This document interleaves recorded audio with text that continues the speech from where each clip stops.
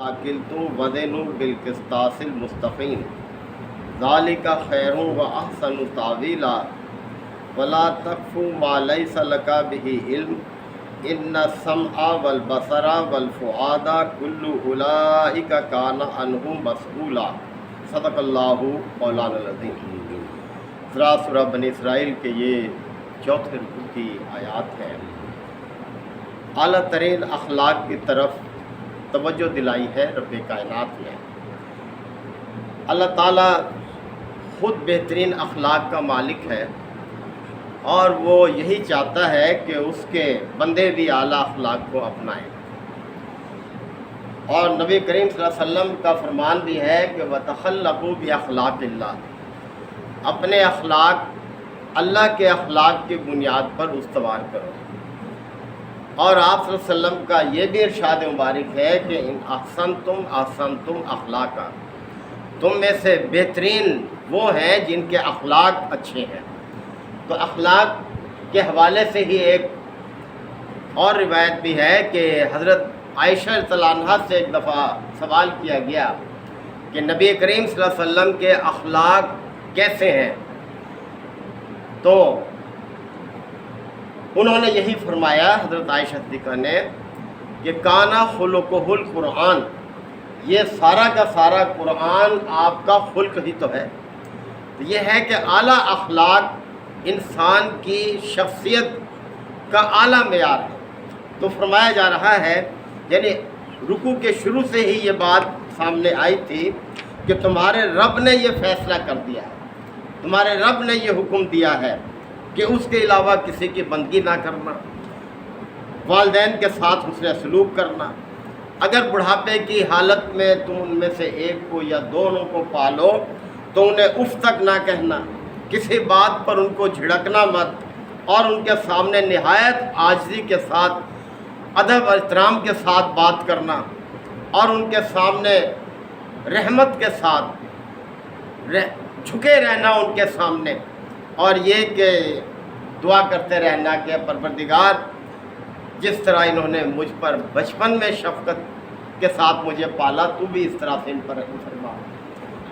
اور تمہارا رب تمہارے دلوں کی کیفیت کو بھی جانتا ہے، اگر تم نیک بن کر رہو گے اور اپنے رب ہی کی طرف رجوع کرنے والے ہوگے تو تمہیں وہ درگزر سے کام لے گا تمہارے ساتھ، اور قرابت داروں کے ساتھ ان کا حصہ دو۔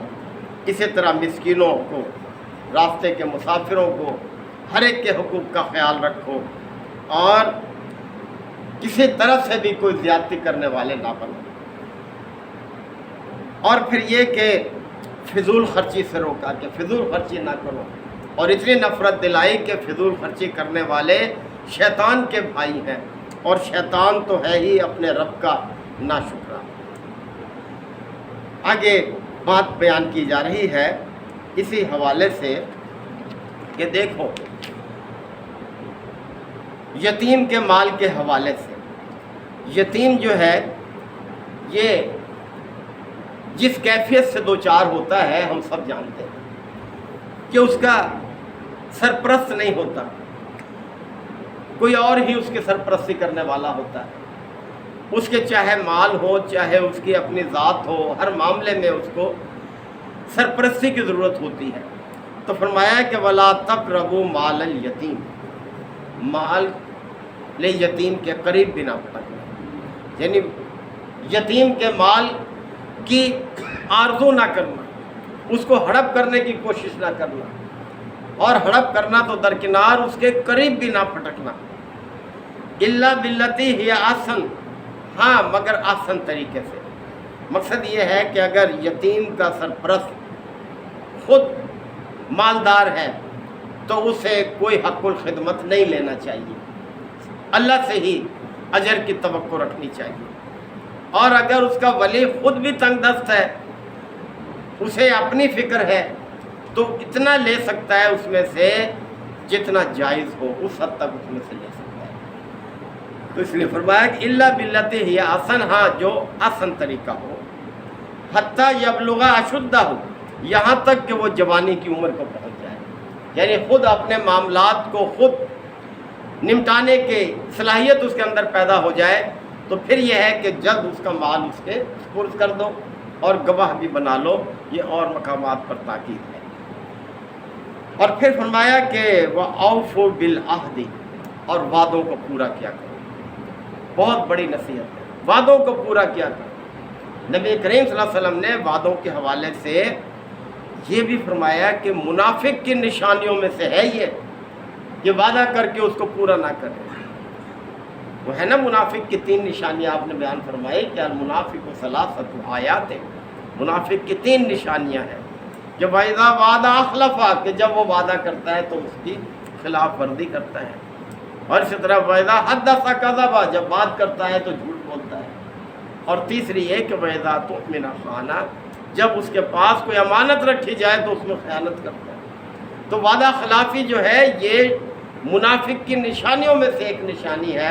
تو اللہ تعالیٰ نے تاکید فرمائی ہے کہ وَأَوْفُوا بِالْعَهْدِ، وعدوں کو پورا کیا کرو. اِنَّ الْعَهْدَ كَانَ مَسْئُولًا، یقیناً وعدوں کے بارے میں بھی پوچھا جائے، حساب کتاب ہوگا. اور پھر آگے نصیحت فرمائی وَأَوْفُوا الْكَيْلَ، پیمانہ پورا بھرو. یعنی جو چیز پیمانے سے دینے کی ہیں، جیسے مایات جو ہیں یہ پیمانہ ہوتا ہے ان کا، جیسے دودھ جو ہے وہ پیمانہ بھر کے دیا جاتا ہے. یہ ہمارے ہاں پیٹرول ہے، یہ چیزیں ہیں، سب اس کا ایک پیمانہ ہے. اس کا یہ فرمایا ہے کہ وَأَوْفُوا الْكَيْلَ، پیمانہ پورا بھرو. اِذَا كِلْتُمْ، جب تم بھرنے لگو، یعنی جب بھی پیمانے سے بھر کر کوئی چیز دینی ہو تو اس کو پورا بھرو، پیمانہ پورا رکھو. وَزِنُوا بِالْقِسْطَاسِ الْمُسْتَقِيمِ، اور جو چیزیں وزن کر کے دینے کی ہیں تو فرمایا قسطاس ترازو کو کہتے ہیں. وَزِنُوا بِالْقِسْطَاسِ الْمُسْتَقِيمِ، ڈنڈی سیدھی رکھ کر دو، یعنی ڈنڈی جھکاؤ مت اپنی طرف، سیدھی ترازو سے تولو. ذَلِكَ خَيْرٌ، یہی رویہ بہتر ہے. وَأَحْسَنُ تَأْوِيلًا، اور انجام کے لحاظ سے بھی بہتر ہے. یعنی اس کا نتیجہ بہت اچھا ہوگا. تمہارے رب کے ہاں جب حساب کتاب ہوگا تو اچھے انجام سے تم دو چار ہوگے. وَلَا تَقْفُ مَا لَيْسَ لَكَ بِهِ علم، اور کسی ایسی چیز کے پیچھے نہ پڑو جس کا تمہیں علم نہ ہو. مقصد ہے کہ محض وہم و گمان اور شکوک و شبہات کی بنیاد پر کوئی بات نہ کرو. علم کی بنیاد پر، یقین کی بنیاد پر تمہیں چلنا چاہیے، اس پر تمہیں قائم رہنا چاہیے. تو محض لوگوں کی عیب جوئی کے لیے پیچھے مت لگو کسی کے. تو یہ نصیحت کی جا رہی ہے کہ وَلَا تَقْفُ مَا لَيْسَ لَكَ بِهِ علم، جس چیز کا تمہیں علم نہ ہو اس کے پیچھے مت پڑو. اِنَّ السَّمْعَ وَالْبَصَرَ وَالْفُؤَادَ، کتنی بڑی یہ 3 نعمتیں ہیں جو اللہ نے ہمیں دے رکھی ہیں. فرمایا اِنَّ السَّمْعَ، یہ کان یعنی جن سے تم سنتے ہو، والبصر، یہ آنکھیں جن سے تم دیکھتے ہو، والفؤاد، اور یہ دل جس سے تم سوچتے ہو. فرمایا کلو اولئک کان عنہ مسئولا، ان سب کی جواب دہی ہونی ہے. ان سب کے بارے میں اللہ تعالیٰ پوچھے گا کہ تم نے ان کانوں سے کیا سنا. کوئی خیر کی بات سنو ان سے کہ جن سے تمہیں فائدہ ہو، محض جھوٹی باتوں کی طرف یا ان سے وہ چیزیں فحش چیزیں جو ہیں وہ سنو. ایسے محفلوں میں بیٹھو جہاں بے حیائی ہے. پچھلی آیات میں یہ آیا تھا کہ اپنے آپ کو بے حیائی سے بچاؤ، اس لیے کہ بے حیائی جو ہے یہ ایمان کو نقصان پہنچاتی ہے. آپ صلی اللہ علیہ وسلم کا فرمان ہے کہ الحیاء من الایمان، حیا ایمان سے ہے، یعنی ایمان کی تکمیل نہیں ہوتی حیا کے بغیر. تو فرمایا جا رہا ہے کہ ان کانوں سے ایسی باتیں نہ سنو جو تمہارے معیار سے تعلق نہیں رکھتی، یعنی جو اللہ کی تعلیمات کے ساتھ جو میچ نہیں ہوتی، انہیں بچاؤ. اور اسی طرح سے یہ آنکھیں اللہ تعالیٰ نے دی ہیں تمہیں دیکھنے کی، جو تم چاہو کہ دیکھ سکتے ہو، لیکن اپنی آنکھوں کی حفاظت کرو. اور یہ دل، اس سے ایسی باتیں نہ سوچو جس سے کسی کے خلاف ناجائز منصوبہ بندی ہوتی ہو، نقصان پہنچاتے ہو کسی کو. تو اس دل کے بارے میں بھی پوچھا جائے گا. تو یہ ساری چیزیں نصیحتیں آگے بھی چل رہی ہیں، اعلیٰ اخلاق کی تعلیم دینے والی ہے.